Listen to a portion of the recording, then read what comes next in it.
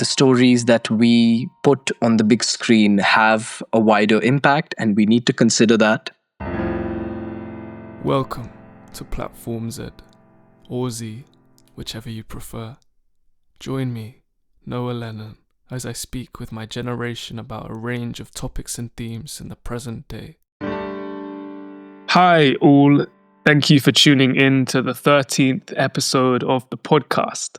Today I'm speaking with an aspiring actor and filmmaker currently studying drama and film studies at the University of Manchester, which, yes, is the same course as mine. He is a student representative, a peer mentor, and a social media content creator for the university in committees for the Indian Dance Society, in addition to the TEDx Society. Having been a part of 30 plus productions in film, TV, and theatre, he is committed to the creative arts, working on various projects as a director, DOP, or alternative member of the crew, and of course, as an actor. He's trilingual, speaking English, Hindi, and Bengali, and is also one of the youngest guests we may have on the podcast at just 18 years old. He's so talented that I'm inevitably missing things out, but nevertheless, ladies and gentlemen, please welcome the enterprising, charming, and uplifting soul, Rishit Goswami. Thank you so much, Noah. It means a lot. And well, it goes without saying, Noah is just as incredible. He's just humble, so he doesn't say it out as much. But it's been great knowing you, and I am so excited to be on the podcast. This is really amazing. Right back at you. Thanks, Rishit. Okay, as you may have seen from the title, today we'll be discussing Indian representation in world cinema. To start things off, Rishit, would you like to explain to the listeners why you're passionate about this? Well, ever since I was a kid, it's been any and all things cinema for me. And it all started as a childhood dream. The thing is, in India, films are so much more than just entertainment or just films. They represent a really diverse mass of people. And a lot of films that people see in India, they almost idolize. So over the years, I've felt like there is this responsibility to the things that you make in the film industry.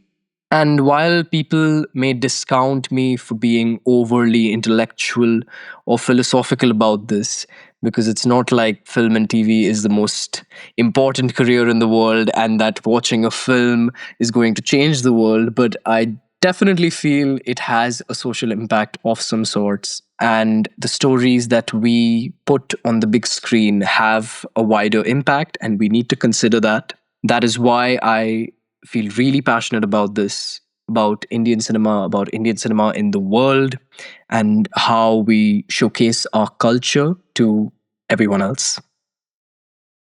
Wonderful answer. That's brilliant. So when we look at cinema today, world cinema, let's say Western Hollywood cinema, what are your thoughts on Indian representation in the mainstream? Do you see it a lot now? Is it getting better? How do you feel? Yeah, so what's weird is that even the biggest Bollywood stars like Shah Rukh Khan or Amitabh Bachchan were not heard of as much in Hollywood. And that's where Priyanka Chopra came in around 2016 with Quantico, and that was a really big thing, which still is for the country. She's still our Desi girl, but of course she's made her name locally and globally as well now. So definitely Priyanka Chopra caused a major shift there. And now lately we've seen Simone Ashley and Charitra Chandran in Bridgerton Season 2, which I think was a major step forward as well. And even Dhanush came in, I don't remember the name of the film, but it was a film with Ryan Gosling and Chris Evans. And even Alia Bhatt did Heart of Stone with Gal Gadot and Jamie Dornan. So it's coming up gradually, but eventually I feel it is going to get better. I think Natu Natu from RRR winning an Oscar was a really big step forward as well. So it is definitely better in the recent times.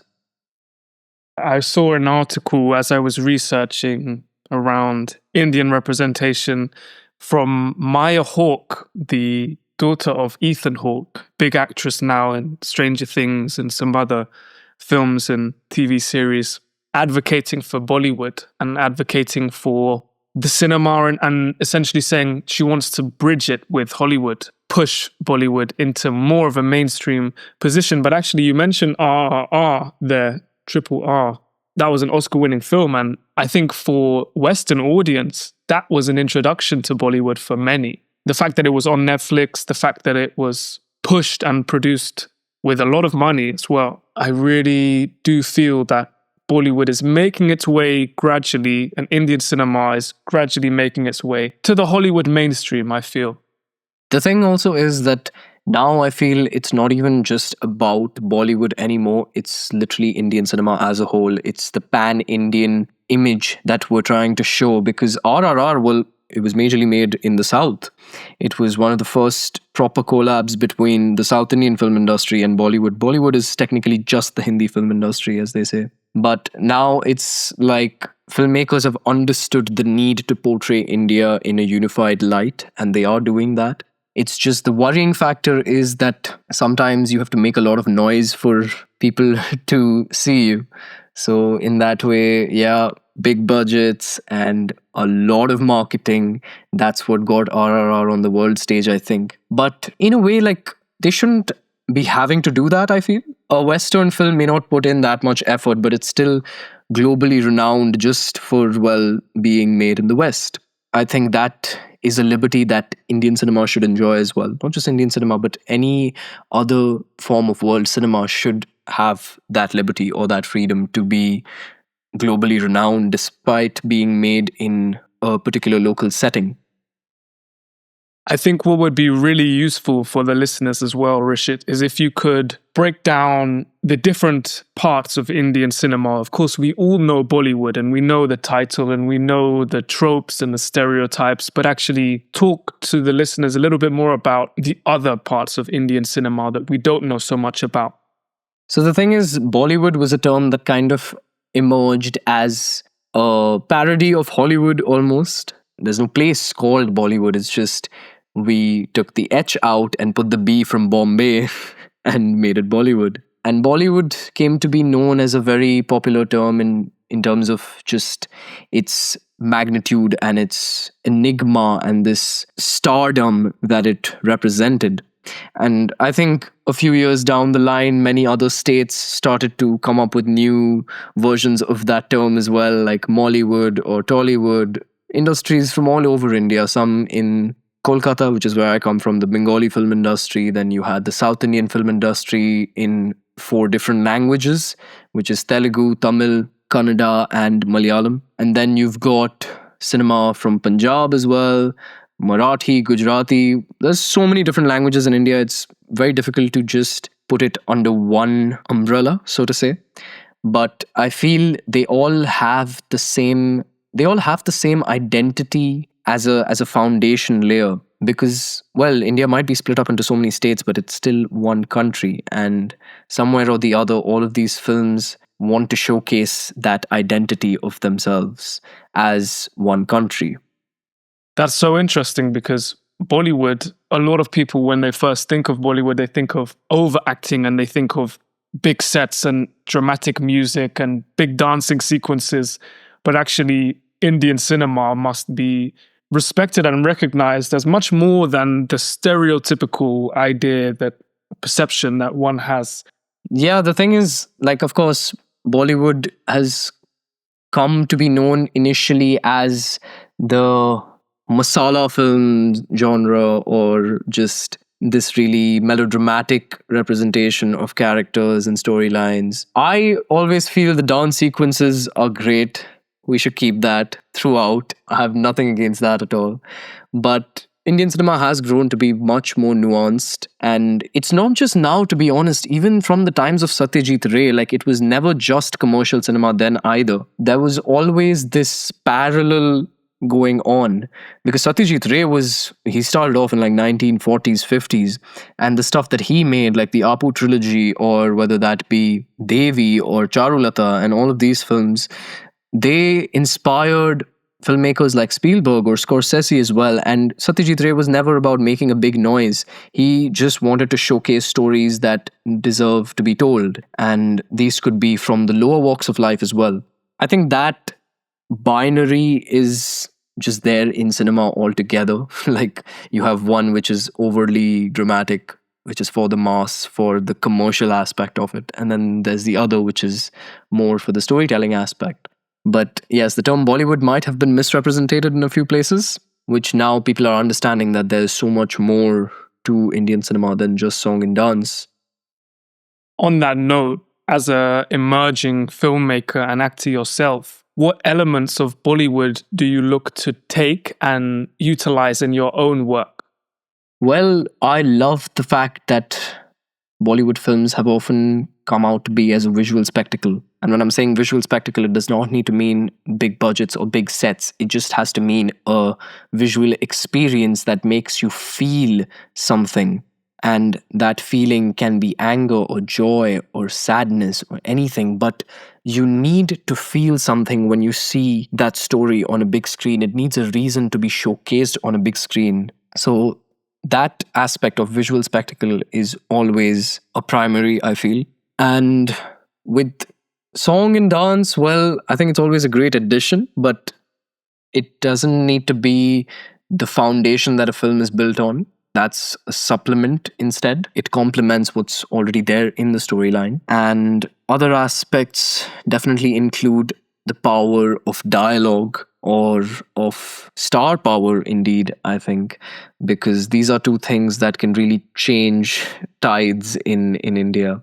Star power and the power of good dialogue. As I said earlier, there are masses which do idolize some actors, which is a bit problematic, idolizing celebrities, but if that is happening, then you should use that influence for good, I feel. I think that's something that you have to use judiciously. And if you do, then it can really change people's perceptions about things. So, yeah, star power, visual spectacle, these are two things that I really, really value, I think, in Indian films.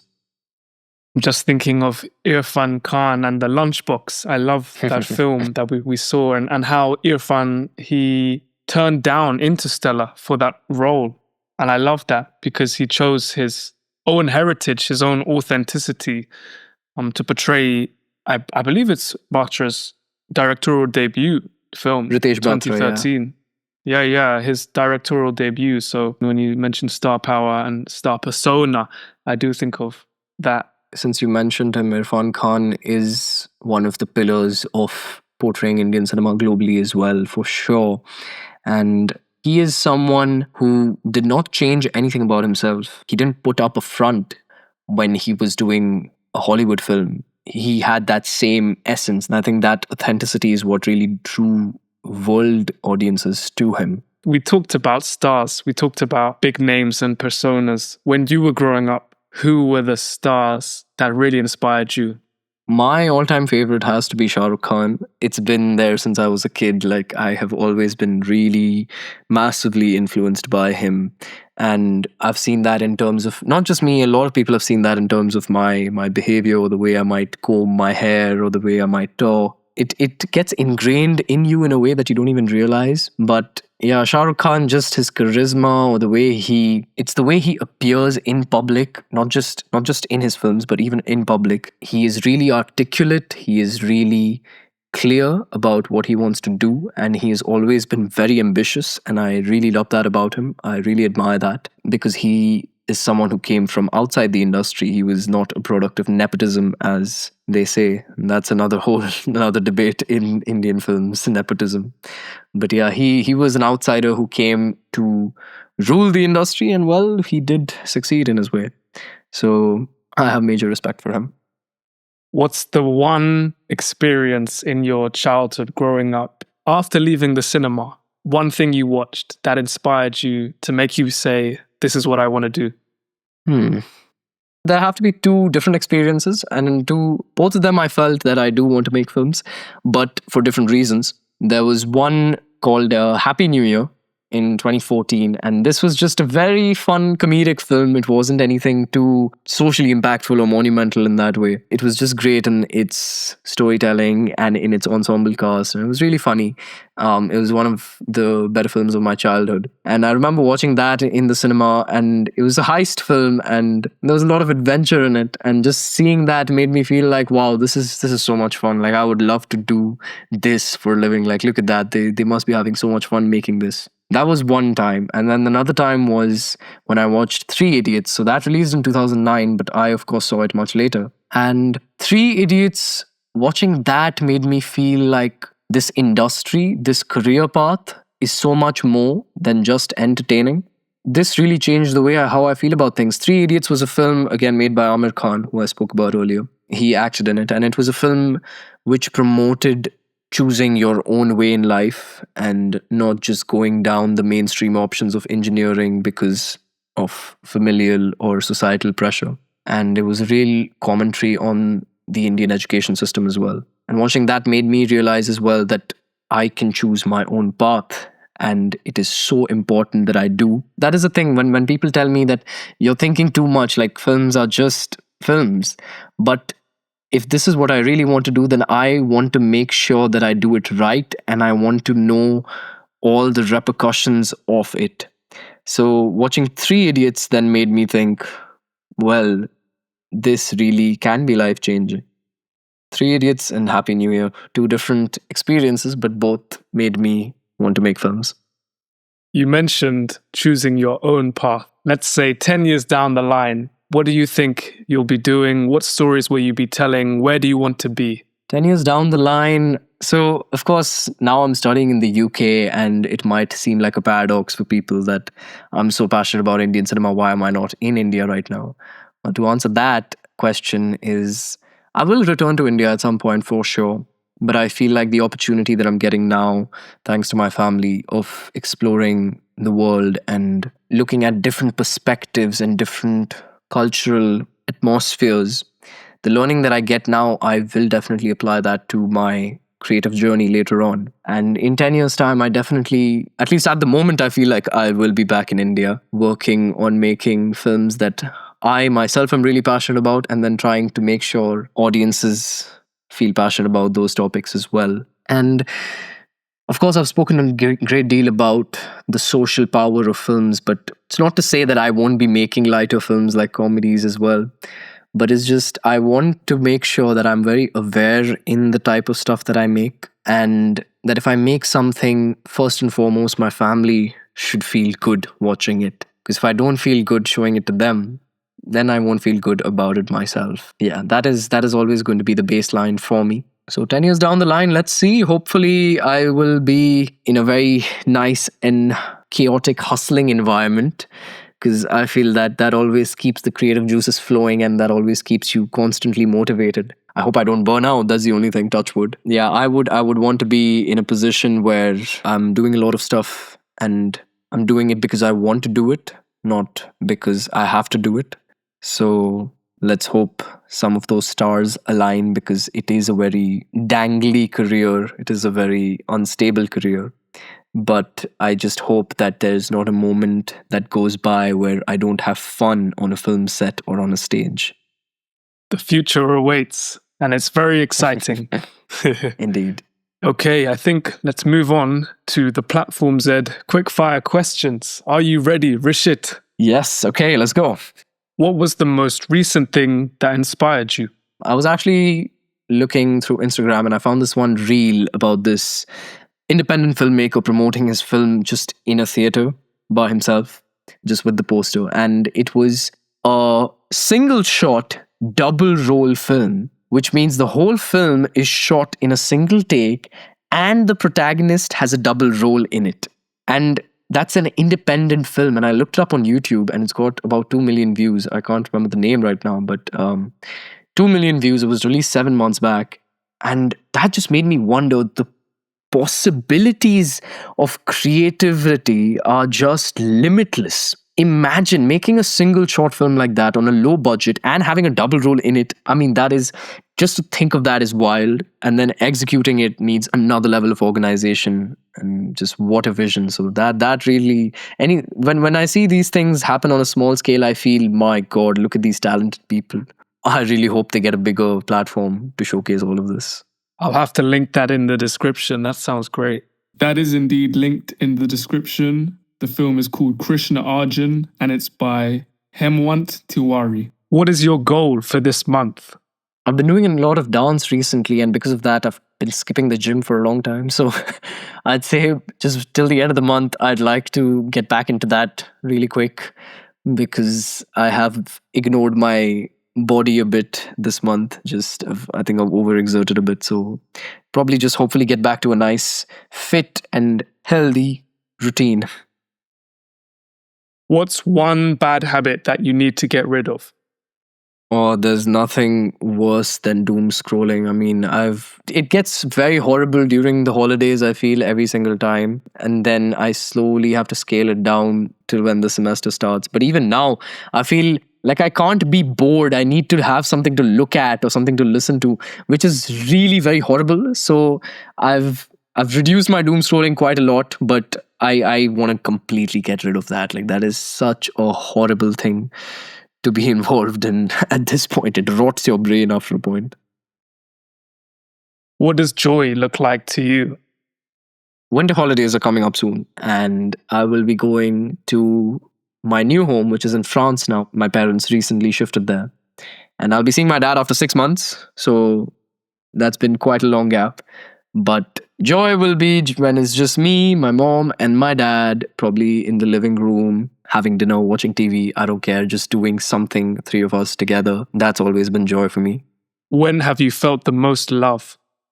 Two instances, probably. One is I had this play last year called A Hatful of Dreams. It was based on Timothy Chalamet's Willy Wonka. This was still in my high school, but it was after I had graduated, so I kind of came back to intern for this. And I played the lead character in that. And I think the reception was so amazing for it. All of my friends came to watch it, and my parents came, and all my family friends, like people who I barely even knew, all of them came. And this was like a perfect send off for me from school. It was definitely some of the best few weeks of my life, because I just kept wondering that, wow, what did I do to gain so much love? Like, all of these people and their appreciation. And I felt so grateful for that. So yeah, I feel post any play, when I see my friends come up to me with their smiles, that is a really great feeling. Like, that makes me feel really loved and really appreciated. And I don't think there can be anything greater than having loved ones appreciate your art that you put so much of hard work into. Well, another time that I feel very loved is, suppose, when I am sick and I've just got my mom to take care of me. That is a simpler setting, but yeah, that is again when I feel very loved, because I feel taken care of, and I feel I have someone to fall back on even when I can't handle things by myself. What's the one thing you'd change in today's society? I just hope people look up from their phones and see what's going on in front of them. Well, all the overstimulation that you're getting, all the insane amount of information that you're processing in very short periods of time online, maybe if you just look up from that screen, you'll notice that it's happening in front of you. And hopefully that'll make you want to do something about it instead of just scrolling past it. Excellent answers. That's the end of another episode, everybody. Thank you for listening. I hope you enjoyed. Rishit, thank you so much for your time. Thank you for coming on. You also came on very last minute, so I really appreciate you stepping in. The pleasure is all mine, Noah. Thank you so very much for having me on here. And it was a really great honor to be on Platform Z. And yeah, I wish you all the very best, because what you're doing is great. Thank you. Please do take a moment now, Rishit, to tell the listeners where they can find you, what you've got going on, what's coming up. Talk to them. Of course. Right now, I'm in my second year along with Noah at University of Manchester. And I am pretty busy applying for placements at the moment to get a year in industry next year. So that's one thing that I'm doing right now. And I've got a play coming up next month at the university. It's called Spooky Action at a Distance. It's written by Eve Lee, and pretty excited about that. So just that, and of course coursework still going on, but holidays are coming soon, and yeah, I'm looking forward to that as well. So that's about me at the moment. Perfect. Thank you all for listening. Goodbye. Have a good day. Thank you for listening. I hope you enjoyed. See you next time.